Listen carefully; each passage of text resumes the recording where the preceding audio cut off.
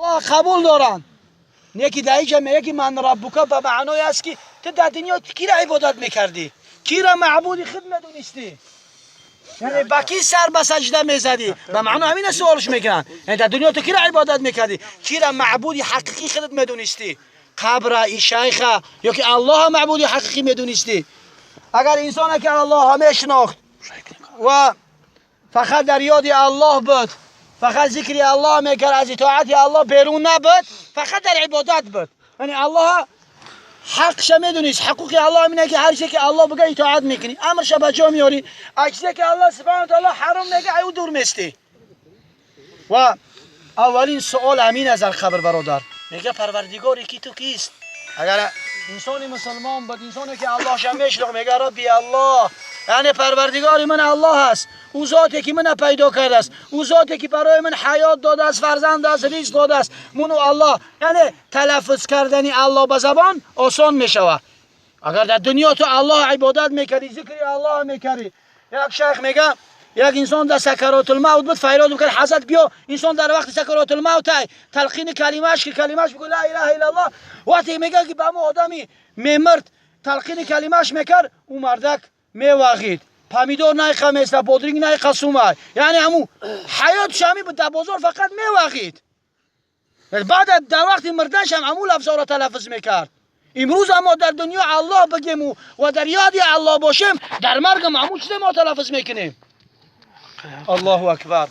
و اولین سوال میکنن از الله مون میکنن، ما را ملائک سوال نمیکنه چند قسم جمع کردی، چند خونه ساز کردی، چند بیزنس داشتی، چی کارا میکردی، چند زور بودی، چند پهلوان بودی. میگه تو کی را عبادت میکردی؟ تو کی را میشناختی؟ معبودی تو کی بود؟ و دیوم سوال میگه که من دینک، یعنی دینی تو چیست؟ دین همین دین معناش چیه؟ چیزی که الله و رسولش گفت، چیزی که الله و رسولش قانون گذاری کرد، این دین است. اگر انسانی که در دین اسلام بود، پیروی از دین محمد صلی الله علیه و سلم میکرد، میگه دین من اسلام است. اسلام معناش تسلیم شدن. اسلم یسلم، اسلام تسلیم میشه. هر چیزی که الله در قرآن خبر میکنه تسلیم میشه. اسلام به معنای تسلیم شدن. وقتی که در جنگ یک گروه بقفن افتمد یک زنک شمینه، وقتی که دست برداشت یعنی تو تسلیم شده است، تو نمیپرونن. همین اسلام هم تسلیم شدن به اوامر الله، به احکام الله تسلیم میشه.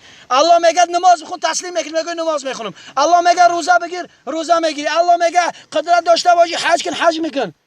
الله میگه زکات بده، یعنی به حکم الله تسلیم میشه. اینا میگن اسلام، تسلیم شدن به اوامر الله، به حکم الله تسلیم میشه. و سوال سومی چی میگه که من نبیک، یعنی پیغمبر تو کی بود؟ الله اکبر. پیغمبر تو کدام پیغمبر پیروی میکردی؟ امروز هر یکی ما را در امتی کی؟ در امتی محمد صلی الله علیه و سلم. آیا با یک گفتن که من از امتی محمد صلی الله علیه و سلم هستم کافی است؟ نه والله. با یک گفتن که من از امتی محمد صلی الله علیه و سلم هستم این کافی نیست. سنت های پیغمبر را زنده میکنی.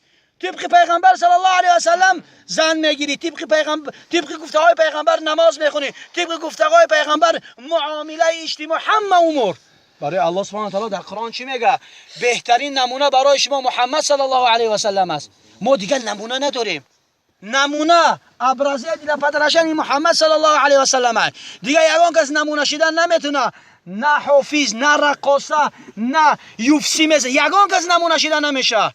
عبرت باید از محمد صلی الله علیه و سلم بگیریم. نمونه باید پیغمبر صلی الله علیه و سلم برای ما باشه. الله اکبر. و در اون حالتی که وقتی که ما سنت پیغمبر از زنده میکنیم، طبق سنت پیغمبر صلی الله علیه و عمل میکنیم، یعنی تلفظ کردن با جواب با سوال ملائک آسان میگره. میگه پیغمبر من محمد صلی الله علیه و سلم سنتش به جا میارم.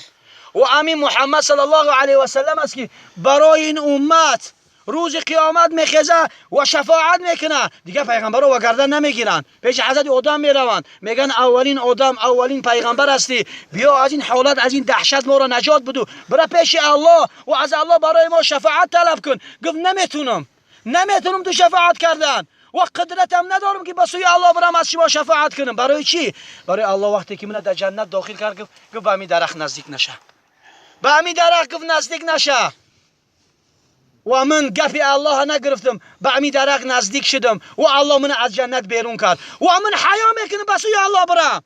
اگر چی الله گناهش مغفرت کن توبهش قبول کرد گفت من حیا میکنم امروز هزاران گناه ما میکنیم ما از الله حیا نمیکنیم در محالتی با حضرت آدم گفت من حیا میکنم که به سوی الله برم و عذر خواهی کنم که گپی الله به جا آوردم و پیش حضرت ابراهیم میروند میگه نفسی میگه منم امروز این حالت نفسی خودم محتاج به خودم داره من نمیتونم یعنی ما گذار دست و پیت برید الله هم این محمد صلی الله علیه و سلم زستو پای زنه ای الله دل این مویت مستو زستو بشیستوا دیل فراروگ محمد صلی الله علیه و سلم و پیغمبر صلی الله علیه و سلم میخواد میگه این امتی گده ما یابشین کو امتی من و الله سبحانه و تعالی میگه یا محمد بیا شفع شفاعت کن زستو پای تو زستو بشین فرینی مای بیا شفاعت که شفاعت تو قبول است الله اکبر و محمد کی را شفاعت میکنه و او دعامون روز محمد در فکر ما و شماست امروز امت محمد در چی کار است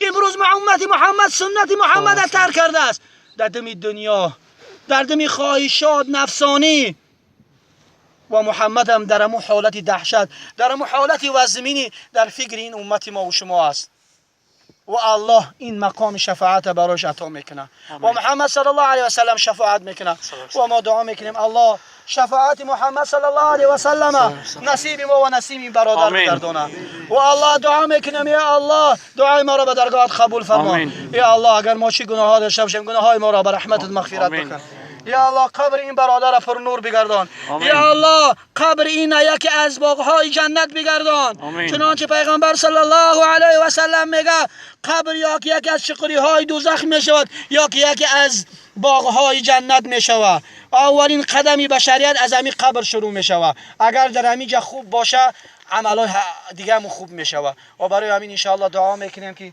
الله سبحانه و تعالی همین برادر ما حاجی محمدی را الله سبحانه و تعالی قبرش پر نور کنه یکی از روضه های جنت کنه همین قبرش ان شاء الله و گذشتن پوری صراط آسانش کنه و شفاعت محمد صلی الله علیه و سلم نصیبی و نصیب ما و شما بگردانه خیر برادر اومد نه اوران کویا بردا کنی نکلا کم بیا بمونه مالا کویا برد زوانی چکن